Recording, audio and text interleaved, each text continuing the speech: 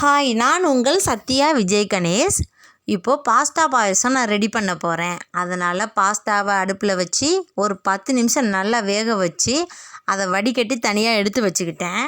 பாலை அடுப்பில் வச்சு பால் நல்லா காஞ்சி வந்த பிறகு வேக வைத்து வடிகட்டி அந்த பாஸ்தாவை அதில் கொட்டி நல்லா கொதிக்க வச்சேன்.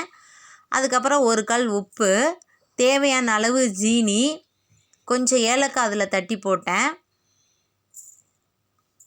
அப்புறம் நெய்யை ஊற்றி முந்திரி திராட்சையை நல்லா வறுத்து எடுத்துக்கிட்டேன்.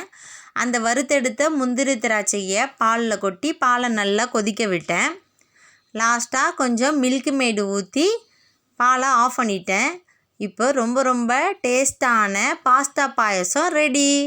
இந்த வீடியோ உங்களுக்கு பிடிச்சிருந்தால் லைக் பண்ணுங்கள், கமெண்ட் பண்ணுங்கள், ஷேர் பண்ணுங்கள், மறக்காமல் சப்ஸ்கிரைப் பண்ணுங்கள். பக்கத்தில் உள்ள பெல் ஐக்கானையும் கிளிக் பண்ணுங்கள். தேங்க்யூ.